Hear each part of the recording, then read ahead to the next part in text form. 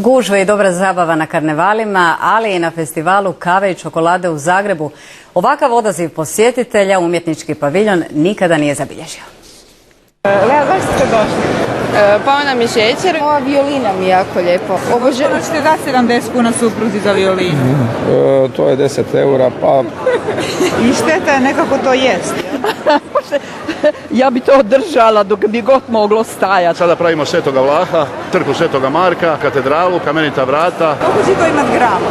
Minimalno će biti 200 grama. Iduće godine kad bude festival čokolade radit ćemo Bana Jeleće od 5 tona. Gospođo, ovo će potrajati. Da. Vi ćete to tak držati cijelo. Da, jer je vruće, prevruće, ali toliko mu se pije čokolada. Kondenzirano mlijeko. Cijeli svijet to jede, samo Hrvati to nemaju. To je 8% masnoće. Vi to nas kritizirate. Je, zato što ste skeptični. Tradicionalna ruska slastica koja se zove zefir, radi se od bjelanjaka, pire od jabuke, učvrsnuto je sve morskim algama, Ruskinje to vole. Gdje je tu mast? Mast je, pa nema masti, to je bjelanjak i... Kako je to slastica bez masti? Pa ima malo gore čokolade, pa malo masnoće ipak dobite. Eto, ima šećera. A šećer ne smije u svaku kavu. Jedna doza espresso kafe može biti između 7 i 8,5 grama, od 88 do 92 stepena. Zašto ne smije biti 100? Zato što će onda sva dobra svojstva kafe ispariti. Treba popiti u roku od 2 minuta, da. Espresso, a ne socijalna pojava ispijanje kafe od 2-3 sata. Znači kavu što brže, a čokoladu što sporije. Čoko tsunami, tako bi se najbolje opisala atmosfera koja je ovih dana vladala na festivalu kave i čokolade. A gdje se jede slatko, tamo je Dorijan Elezović. Dorijane, kakve su sve čokolade i kavu posjetitelji mogli probati?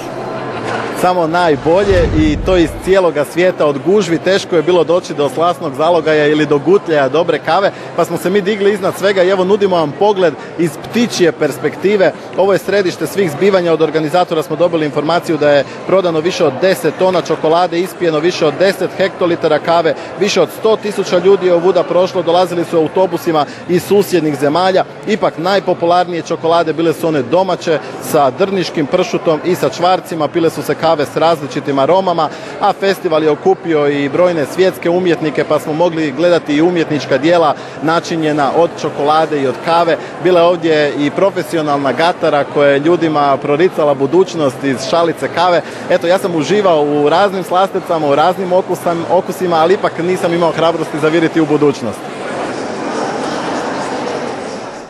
Biće i budućnost dobra. Dorijan Elezović javio se sa sajma kave i čokolade.